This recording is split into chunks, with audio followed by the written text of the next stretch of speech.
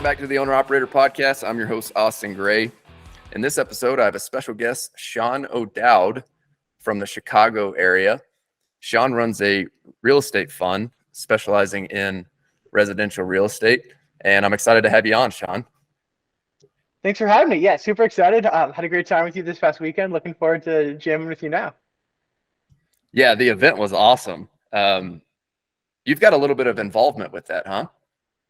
A little bit, yeah. I'm helping Christian out on the back end with some of the kind of the structure of the events and everything.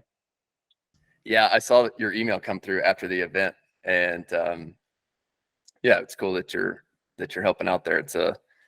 Christian's got something good going on there. Totally, and I think it's super important to keep everybody in touch. So like I think the email you're talking about is like creating it was like an online forum where we could all keep in touch and chat and all that, which I think is awesome to keep the momentum going from the weekend and everything. Yeah, before we dive into real estate, I mean, let's just talk that event. That was pretty incredible. What were some of your takeaways? There were a ton just throughout the weekend. I mean, at a high level, just being with a bunch of guys who, I mean, I was left and was thinking about it. Everyone who's there was somewhere between the ages of 25 and 45 and owns their own business or is about to own their own business if they don't already. And that gentleman's in private equity, so he's pretty involved with the operational side of business things anyways. So getting a group of guys like that together was awesome, and just the ability to learn from other people in various different stages of their ownership journey was awesome. And then just throw in some of the lessons that you learn from the special operations guys, the two SEALs who were there, and Christian. I think the two big ones were, one was the concept of like calm is contagious, and like you need to be calm as the leader because that's contagious to everyone else. And then the second one was the research that Christian was talking about, how the first 4 minutes have an outsized impact on the productivity of your day. Yeah, I left thinking about that 4-minute quote over and over and over again. And I don't know about you, but here we are Thursday, the week following the event. And every single morning when I've woken up, it has crossed my mind. Like, what am I doing right now in these first 4 minutes? And what's been interesting is like I've been paying attention to the thoughts I was telling myself before, just naturally. Interesting. And jumping out of bed, I have to imagine, like flying out as you just get started and get the day going. Well, it's interesting because, like we did talk a lot about, well, we could get really sidetracked on this topic here, but like the big thing I took away from it is like our thoughts inside our mind control how our body reacts. So the big thing for me was whenever Zach shared about getting through Hell Week with the inoperable knee. I think he tore a ligament, and he was just saying like, yeah, you're going to have to kill me if you want me to quit, but I'm going to use my left hand and drag my left knee and make my leg bend to get through whatever I need to get through. So he basically finished with one arm and one leg sort of thing. Which is insane. Absolutely insane. It is insane. And it makes like what we do as entrepreneurs seem like a cakewalk. And yet we just like overthink these things or over romanticize like, oh, I have this big problem in front of me. But in all reality, it's like, it's pretty simple if you just train your mind to think about being calm in high stress situations. Yep. I mean, to that point, like if somebody asked Zach to clarify this, and he did, like, if Hell Week is not so physically difficult that you can't get through it with just one arm and one leg. Like, it's not like an impossible like athletic feat or something like that. It's literally all mindset, and that like you need to just be able to like, I'm gonna make this happen. I'm going to get through it. And he was able to do it with literally half his body working, to your point, because it wasn't some athletic feat. It was just like you get set your mind to like, I'm going to make this happen. Yeah. So back to the first 4 minutes of the day. What are some things you've been thinking about in regards to that? I think the big one for me is to just get moving quickly. Like optimally, I'd love sunlight, but it's Chicago and it's pretty dark this time of year. So what I've been doing is just like I wake up and like I am immediately out of bed and I do some push-ups just to get out and start moving and do something. If it was summer, I would probably like get out of bed, go outside and do some push-ups in the backyard or something to get some sunlight and everything. But I think those are the two big things or three big things. Like get up, get sunlight, get moving. Or the is the way I'm thinking about it now, based off of what we learned this weekend. Yeah, that's awesome. One thing that's been interesting is like in the morning, it's so easy to just fall into the trap of like, oh my gosh, I'm still so tired. Like I just want to go back to bed. Yeah. And to your Especially point, with kids. yeah, You got young kids, right? Like it's super easy to fall into that. yeah, for sure. But I think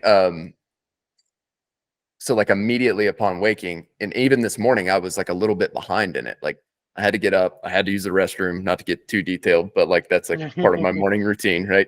And so I was like sitting there and I was just like, it's almost like a blank slate for the first couple minutes. Like you're still foggy, but I think the faster I can get to telling myself something positive in my brain, it's like you're just convincing yourself that you are a high performer, right?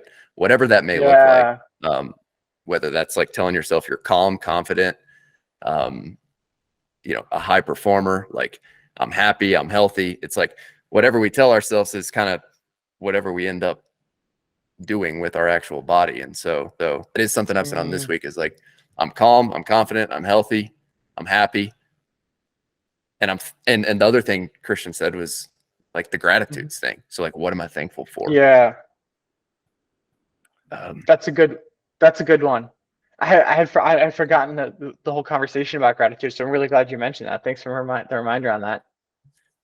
Yeah. So anyways, all this to be said, event was awesome. So thanks for all you're doing behind the scenes, helping Christian. I think there's a really good thing going with Uncommon Elite. Yep. And the next one's coming in Hilton Head in end of March. End of March, I believe. So maybe I can get the band back together for it.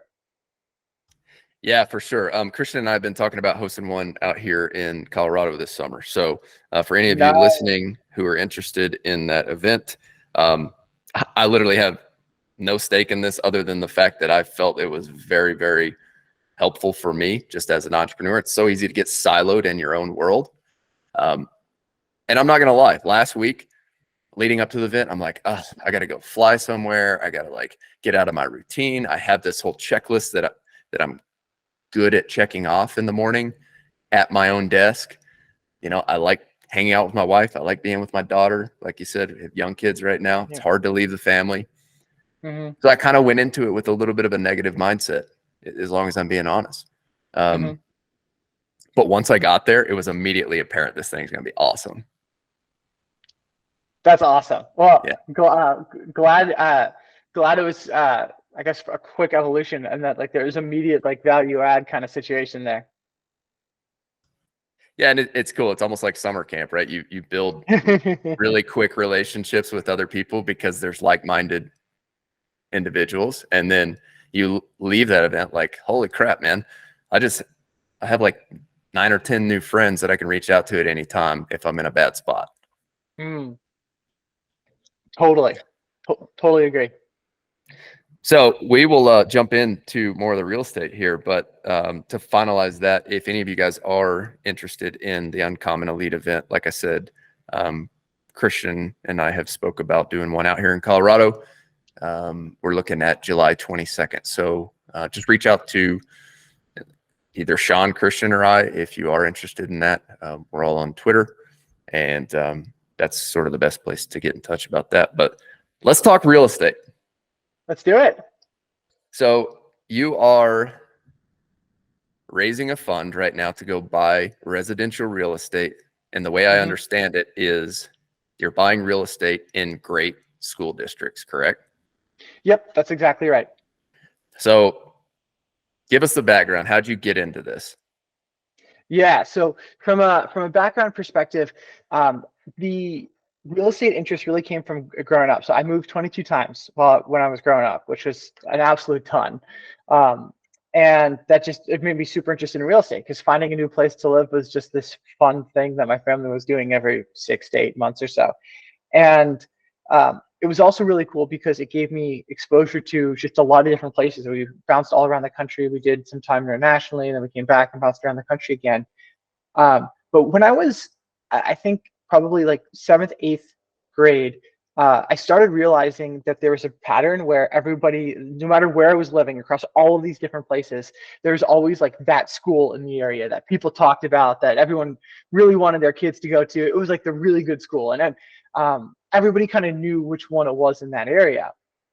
And it's like, oh, like, okay, like that's interesting. This is something that's true no matter what, no matter where you live. And then I went to school. I was in business school, then started in consulting, and was kind of really learning about the concept of a competitive advantage and what does that look like in business and how does that cycle through. And I kind of put two and two together and got to the point of saying, hey, like I think there's a competitive advantage here in real estate of if you can buy a piece of real estate that has access to a fantastic public school, that's a competitive advantage that makes that property better in the eyes of a tenant than perhaps a different property. So thought it made sense, started buying, bought a home to test it, and not it was a home run of a deal. Did another one, the same thing. Did another one, same thing. Did another one, same thing.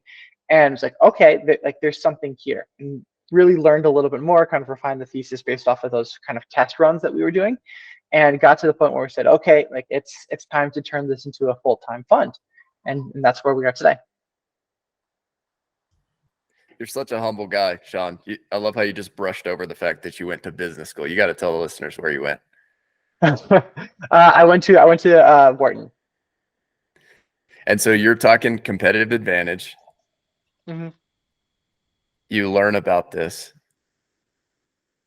You find an opportunity.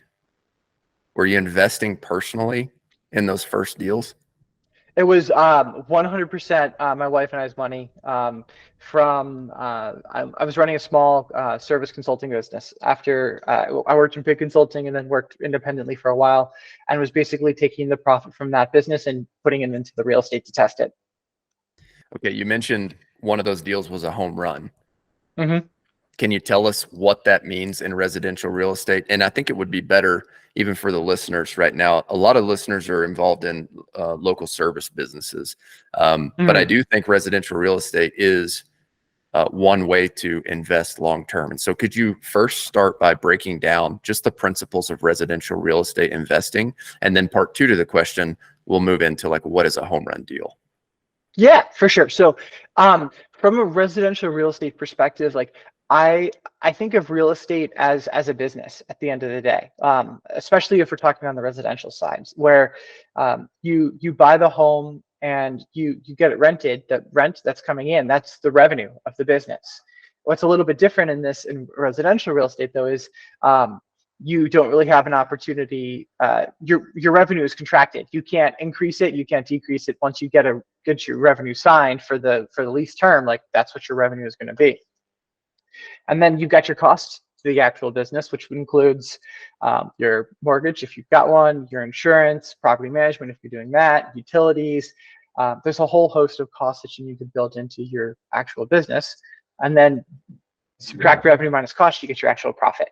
And the name of the game, at least in my opinion, residential real estate is you want to buy something that is the perfect intersection between the amount of work to do to deliver that to deliver the return and the highest amount of profit. And you kind of want the perfect highest intersection of those 2 points. What I mean by that, like you could buy residential real estate right next to a college campus, and you might make a really good amount of profit from that property, but that house is going to get trashed and you're going to get calls from the cops and the neighbors every single Friday and Saturday night because it's right next to the college campus. Like you're going to put a lot of effort into getting that return. From my perspective, like if you can get the highest possible return at the lowest possible amount of effort put into it, like that's the right intersection that you're really looking for from a residential real estate perspective. There's so much I want to unpack here, but let's start with the home run deal. You Mhm. mentioned one of those or a couple of those in the beginning Mhm. was a home run deal. Mhm. What does that actually look like? Yeah. So can walk through some of the exact numbers on that. So the very first one that we did, we bought it was a 3 bedroom, 3 bath in a really fantastic school district, and we bought that home for $440,000. And this home, this is I think one of the key parts to our thesis. When we were buying this home, we had no real good data regarding what it was going to rent for. Because in the areas that we buy homes, they're typically 95% owner occupied, meaning there's very few rentals in the area. So when we were buying this home, our agents, our real estate agents sat us down a couple of times and said, hey, like, are you really sure you want to be buying this? Because there's no comps available to rent it. And the last like 2 rental comps that we could find were from like 2 years ago. And they were for like $2,200, $2,400. And they're like, if you're lucky, you might get $2,500, $2,600. Are you really sure you want to buy this home? We're like, yep, we do. We're gonna roll the dice and see what happens. So we closed in the home, $440,000. It was already in great shape, and we put it on the rental market. And I think we had it was like 50, 60, 70, something like that. People reach out in the first 24 hours to rent the house. And it was the competitive advantage. People wanted to be in this area, and then this was the part that we didn't appreciate until later. On the supply side, there was no rental supply because it was 95% owner occupied. So we had a very desirable product of which there was no other opportunity. There was no substitute on the market. So it gave us a really fortunate position to be in, where for all 50, 60 people who wanted to be in this area, we were the only game in town. So we started getting a ton of interest. We rented the property at what was a good price at the time, which was $3,500, on a 3-year lease with annual rent escalators built into the lease, meaning the rent price went up every year. And the tenant actually ended up prepaying for one of the years as well upfront, which was also insane. And it was like, okay, like there's something really cool. You just got a whole year up front. Yeah. What So is that? Like, all in, I was depending on like how you want to count the like the upfront being paid upfront and time value of money and all that. If you just do it like treat it traditionally, it was a 15% cash on cash return in year one. And that also doesn't even include any equity that was built up from paying down the mortgage there. that's so cool. So what was that, like 42K up front? Yeah, something like that. Okay, so let's dive into this deal. This is something I'm personally very interested in because I do have a couple residential rentals myself, and I'm looking at some more here. So I want to pick your brain on this. $440,000 purchase price. What kind of leverage? We did. What debt did you put on that? So we went 20% down on that one. We now do more, but we did 20% down at the time. And here was the, oh, actually, no, there's a bunch of them now. So it was 20% down. It was 30-year fixed debt. And it was, I think it was, we got this mortgage with Wells Fargo, I think it might have been. Okay, so 20% down. Mm-hmm. You get 80% debt on that. So how do these numbers shake out from a monthly perspective? So for this particular property, we ended up getting the $3,500 a month in rent. Our vacancy cost was essentially zero because we had it rented immediately, and that's on a 3-year lease. So assuming we don't have any someone moving out mid-lease, which is very unlikely. These are pretty sticky tenants because they want to be there at least through the kids graduating high school. This tenant should be in the property for another 4 years. So vacancy was basically zero. Utilities was zero because they just went straight from the seller's name to the tenant's name. From an insurance perspective, very nominal cost. Upper Midwest doesn't really have a lot of insurance costs. We don't have a ton of insurance risk compared to like a Florida or something like that. And then property management cost is basically zero because we run property management cost both then and now through the fund. We basically do that in-house because we can run it very, very lean. So it ended up being a situation where from a cost perspective, our leverage is almost all of it. And the added cost on top of that is very, very low. Let's jump into like how do you underwrite a deal? And maybe the first question is it different to underwrite a deal now with the fund versus how you were underwriting in the beginning? It is. Okay. When we first started underwriting, we were looking for like a similar kind of quality of home. But the thing that we weren't thinking about is what kind of home would be attractive if we were to sell it later on. Like when we first were buying the homes for ourselves, we're like, we're gonna keep these forever. So like let's look for good quality homes that we're excited about that we'll keep forever. When we built the fund, there's a world where we buy 250 homes as part of the fund, and then we sell all 200 of them to a private equity fund who wants to buy it for the cash flow that the portfolio generates. In that case, there are a couple things that that big private equity buyer would not want no matter what. So two obvious ones is pools. If we have a home with a pool, they won't buy it from us. And the other one is solar panels. If it's got solar panels on it, they won't buy it from us. So we've slightly changed, and there's a whole host. I think it's like 16 or 17 different things that we're checking. But there's a whole host of things where we now need to check because our objective might be slightly different in that we need to keep the option of a sale open by buying homes that we could sell. Okay, perfect. Thank you for giving us that holistic overview there. Let's dive back into the just those early purchases. How did you personally underwrite these, and how are you looking at it from an investment perspective? Like, here's how much cash I have to put in, and here's what return I'm looking for. So for us, when we were underwriting it, I really went back to the concept of like, hey, like each one of these homes is an individual like micro business, and what is that business's P&L going to look like from a revenue and cost perspective? So we the good thing about real estate is like when you start looking at homes, you can basically get the numbers for that full P&L ahead of time. Now the rent number takes a little bit more work to get that, but you can work with your insurance broker, you can work with your lender, you can work with everybody to understand what that cost structure looks like. And then that allows you to basically back out, like, what do I think the profit from this home is going to be? And for us, we were looking for a home that could get 10% cash on cash, meaning we can make our profit after year one would be a 10% return based off of the amount of money that we put into the home. That was always our financial threshold. And then from I guess for a better word, like stylistic perspective, when we were looking for homes, we were looking for homes that we ourselves would rent in them.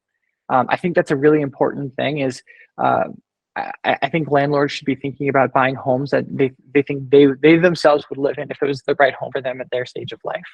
I think I've made this point on Twitter a couple of times, and people haven't done a great job of articulating it. Because someone's like, oh, but like I'm not a senior and I buy senior housing, so like of course I wouldn't live there. And I think like that's not the right way to think about it. I think it's for you, your family, if it's a kind of property that you would want your family to live in or yourself to live in, then that's something you should buy. If it's not up to the quality that you would want your family to live in there, you shouldn't. So if it's senior housing, it's like if you wouldn't put your grandma in that house, then you probably shouldn't be buying it yourself. Because then there's some sort of element to it that's not right, and you know it's not right, but you're going to struggle to rent it. If you won't put your grandma there, then someone else is not going to put their grandma in that house. That's a really great way to put it. So one, you have your financial metrics that you're looking for on returns, but two, a good test is, would you rent this, or would you allow your grandma to rent this if you're buying senior? housing. Or Yep. if it's, I'm sure you think about like, is this a home that I would want my kids to grow up in, or my kids to live in while they're in high school? Hmm. Exactly right. Like if my kids are 3 and 1 right now, but it's like if if they were 14, if they were 16 and 14, and we were in high school with them right now, like would we want to live in this house? Is this a house that we would feel comfortable living in? And like the answer should be yes. And if it's not, then like it's a little slumlordy of a situation, or there's something off about the house and you know it, you just can't articulate it. So pay attention to that gut feeling, huh? Oh yeah. Yeah. All right, let's dive into the numbers a bit more, because I want to Let's do break it. this down as simple as possible for our listeners here. Hmm. This term underwriting is thrown around in the real Hmm. estate world. If people are listening and they're just involved in service businesses, they Hmm. may not know what that term means. Can you just Hmm. define that for us real quick? What does it mean to underwrite a property? Underwriting a property is basically projecting what you think the P&L is going to look like for that business, and you're putting together what you think the revenue is going to look like, your rent, and what you think your cost structure is going to look like, and then how much profit is that going to generate at the end of the day. And um, it's a step that you need to do before you buy any piece of real estate, before you start any business, before you make any sort of big capital investment like new machinery. Like you basically need to know like what is the cost structure going to look like, what is the revenue structure going to look like, and is this an investment that makes sense to make. Okay, let's start at the top. You have your Hmm. rent amount, which is basically Hmm. your revenue on your P&L. How do you, as an investor, go and find the market value of the monthly rent? What are some creative ways you've found to do that? There's a bunch. Some of the most popular and the easiest ones are using tools like Rentometer and Rentcast, which is you basically plug in the address of the home and it'll pull in information like how many bedrooms, bathrooms, and square feet, and it'll give you a forecasted rent. Those are the easiest ones. Uh, I also think they're not super accurate for a variety of reasons, but they're a really good starting point. Uh, Step number two is to keep a very close eye on Zillow, Trulia, Realtor.com. Like I always tell people, if they're going to start buying residential real estate, spend 6 months studying the market every single day. Like set up a safe search, get alerts emailed to you of new properties. But if you do that, you start getting a pretty good pulse on the market. How much was this home listed for rent? Did you think that was a good price or a high price? How quickly did it rent? What did that look like? I think taking that time to really keep an eye on the market every day gives you a really good pulse.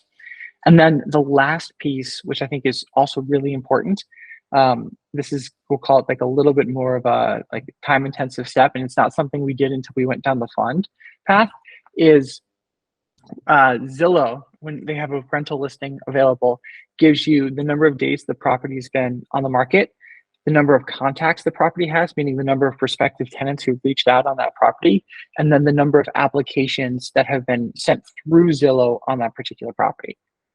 Now, Zillow is only one out of all of the other real estate websites, but that gives you a pretty good proxy of how in demand is this house. If you're looking at the house and it's been on the market for 3 days and 100 people have contacted on it and there's 10 applications, like that house was probably underpriced. Or there was something about that home that was pretty desirable, because that's a lot of activity. A lot of people wanted that house. Or if it's the exact opposite, if it's been on the market for a week and it's had one person contact it and zero applications, that house is either overpriced or there's something about it that's not super desirable. But if you start studying this every single day and start picking up on those things, we now use like web scrapers, and we're like studying that data every day. It's a whole host of things you totally don't need if you're first getting started. But keeping an eye on that data can give you a really good understanding of like how popular is this house, and that's useful to understand when you don't have a ton of comps when you're looking at. So Zillow actually has a feature to post rental listings. Is that correct? That's right. And so you, as a potential buyer, can go on and review what rentals are listed in that specific market. Exactly right. Okay. And so you're saying study that for the first 6 months. Exactly right. Because by doing that, you can start to get a really good understanding of what homes are going, how fast are they going, which homes are interesting to tenants, which homes aren't interesting to tenants. Like one that you'll probably see, for example, is if you're in an area where the most likely tenant base is a family, you'll notice that the homes with 2 bathrooms rent a hell of a lot faster than the homes with 1 bathroom. And just because families typically prefer to have more bathrooms, but every market is different, and every market is going to have different things that are more appealing to tenants than others. But if you start studying every single one of these homes that's going through the market, you'll pick up on these patterns, and you'll start understanding why these things are going the way that they are. It's so fascinating. It really is. I think you're onto something here with your strategy. It's like finding Thanks. great homes in great school districts. Totally. Yeah. I appreciate that. And I hope so. It's been good thus far, and we're hoping to kind of keep that going. Okay. So we went over how to study what you could Mm-hmm. rent this house for.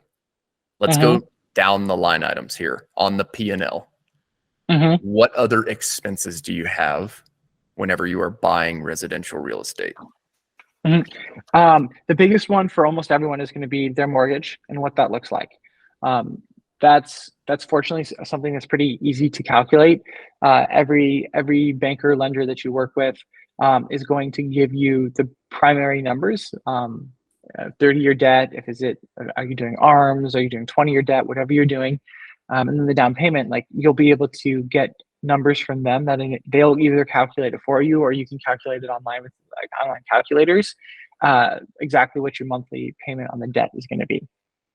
So that's always going to be your biggest one. Your second biggest one is either going to be property taxes or maintenance, depending on exactly where in the country you live. Some areas are higher property taxes than others. Texas, for example, has really high property taxes.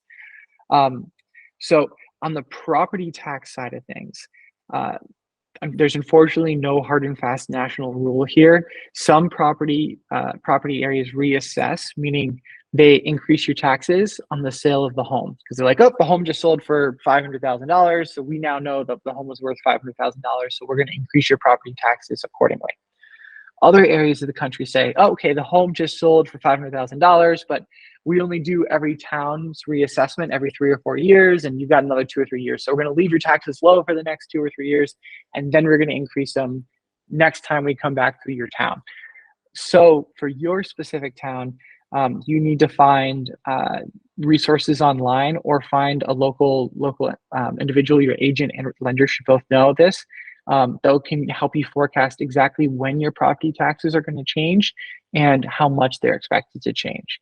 It's a mistake to look at the numbers that say Zillow gives you on property taxes, because Zillow just typically assumes property taxes are property taxes, but there's so much local nuance. You got to figure out exactly what it's going to look like for you in your area. Okay, so that's property taxes. So let's go down line by line.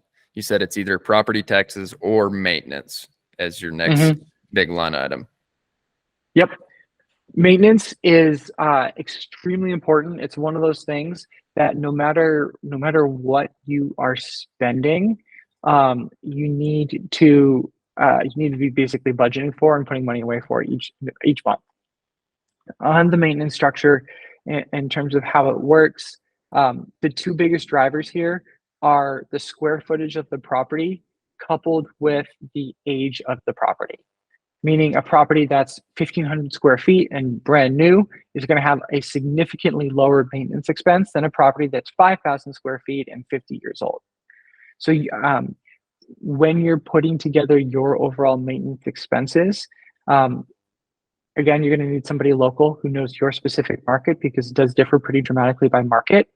But whatever number that you hear from the people that you talk to, which should be your inspector, your agent, your lender, regarding maintenance assumptions, those individuals are typically not great on calibrating based off of age of home or square footage. So if they give you, let's say they tell you it should be around $3,000 a year on maintenance, but your home is slightly bigger than average in that area, you need to bump that number up. Or if that home is slightly bigger than average and slightly older than average, you got to bump the number up, because the biggest two predictors of the actual maintenance expense are size of home and age of home. So find basically whatever the average is, and then adjust it based off of your home's comparison to average for both age and size. Is there a hard and fast, just general rule of thumb for this, for what you should plug in as a percentage of monthly rent on maintenance? There are some hard rules. I've seen people say anything between 1% to 3% of the purchase price of the home is what you should assume for, but that's a pretty big range, and it changes pretty dramatically. And annually, which okay. You look at that and you're like, okay, so I just bought a $500,000 home. If it's 3%, that's 15 grand a year in maintenance. Like, that's a ton of maintenance. Like, that's a lot, and it's typically a little too high compared to like what it actually should be. Yeah, because then that's what, over $1,000 a month at that point, which is eating straight into your cash flows. Absolutely. So that's why you really need to go local, because it can really dramatically depend. And your maintenance occurrence rate changes dramatically based off of the season. The most likely item in the house to fail and need a technician to come out is the HVAC, which is probably why HVACs are so important. HVACs fail most of the time during the summer. So you might have bought a home in, let's say, September, October, just after the summer ended, and it's now May of the next year, and you haven't had a single maintenance incident in your house, and you might be like, oh, I am great, I'm in a good spot. Well, you actually haven't gone through the worst part of the most frequent part of the year for maintenance call-outs, which is the summer for the HVAC. So like, it's there's pretty big seasonality swings to this as well. Okay, so we're at maintenance. What do we have next? Insurance is typically a big one. That's been rising rapidly throughout the past couple of years across the country. And in some very high insurance cost areas, typically Florida for hurricanes or California for wildfires, some people are starting to skip on it, which is, I think, extremely risky. You can only skip on maintenance you can only skip on insurance if you've paid off your house. If you try to do it without a paid off house, your lender can technically foreclose on you because you're required to have insurance in place. So it's risky because you're risking foreclosure if you've got a maintenance, and it's extremely risky no matter what, because if you have some sort of incident where your house gets in trouble, then you're on the hook because you don't have the insurance cost to it. So I would definitely make sure you have insurance. Getting insurance is relatively straightforward. There are a bunch of different companies that do awesome work for insurance. There's one in particular that specializes for investment properties called OBIE. I've never worked with them. I've talked to them a couple times, but I've consistently heard that they are the cheapest for investment real estate. All right. So there's insurance. What's just like an average, like what does it cost to insure a home annually? Just average. It can totally depend on where you live in the country. So for us, we're renting our insuring our homes for around $1,500 a year. I've heard a story about a relatively average home in Miami South Beach. What I mean by average, I mean it was $1 million instead of $30 million. But I've heard a story about that $1 million home having over $100,000 a year insurance bill. So Jeez. There's a really crazy range, and these numbers can get nuts really fast. And I should have framed that question better. The question was, what's an average insurance amount on a home, just like in the Midwest or in the flatlands of Texas? Nothing in crazy wildfire prone areas, nothing in crazy flood prone areas. But that makes total sense that insurance would be higher in those areas. Now that we've talked insurance, is there anything else that we're missing here on your P&L? These are typically the big ones. There are some others that you should make some sort of allocation for. Vacancy being one of like the place needs to get vacant. Um, you also are going to have some, we call them like one-time costs. Like if you're going to do a cost segregation on the property, for example, you should budget for that because that ends up to be a pretty good amount of money. And then the last piece is property management, which some people do, some people don't. If you do that, it's a relatively large line item. So it's something that would need to be budgeted for if you do want to go down the property management path.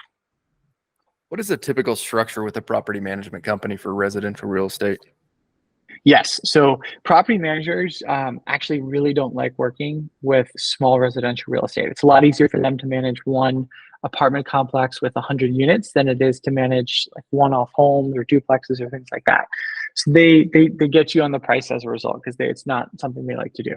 So for them, it's typically structured as they get 100% of the first month's lease when they first month's rent when they lease a property, and then they get 7.5% of rent for every month thereafter.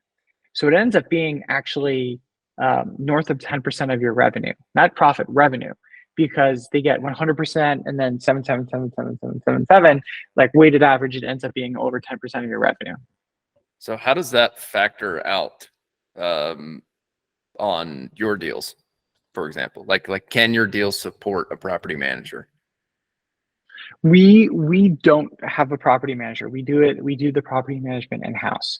And it goes back to that conversation earlier regarding like, I think about real estate of like, you want the highest intersection of like the profit line and like return on hassle line, basically. If you're going to be buying like what's like a frat house next to a university, like you probably are going to want the property manager because they're going to get calls every week dealing with it. And like you probably, there's more work involved. So maybe it makes more sense to have a property manager in place. For our properties, we hear from our tenants about 4 times a year, and we have 3-year leases that are very easy for the property for someone to do up front. So we look at it and we're like, we're paying a property manager 7-8 grand a year to pick up the phone 4 times. Like in that case, like we'll pick up the phone and save ourselves the like $1,500 every time the phone rings. I love it, Sean. This is why I wanted to host you on the Owner Operator podcast because, and we talked about that this weekend. We're going to have to wrap this one up. I do have to jump in and help out with my daughter here at 8. Absolutely. My wife has to jump on a work call, and I know you got to get to it. I could talk I could prod for questions for another hour, if not 2 on this, but I think this would be a good spot to cut this episode. And then maybe if we're lucky, listeners, if you like this episode, leave a great review on it, like it, subscribe, comment. I loved Sean's episode, and maybe we can convince him to come back for a part 2 and maybe even a part 3, because we haven't even dove into Sean's business. Well, we've talked about his business strategy, sort of his thesis behind why he's buying residential real estate in great neighborhoods. But I want to dive in the future on how to even think about going and raising a fund. And then 2, like what sort of return are investors looking for in a fund like this? We could probably talk for easily an hour on that. But I am very thankful for you sort of like mapping like residential real estate out just in its simplest form. Of course. I mean, always happy to do so. It's this, I love this stuff. It's so fascinating. So I'm always happy and excited to talk about it. And yeah, happy to talk about the mechanics of how a fund works and all that at any point.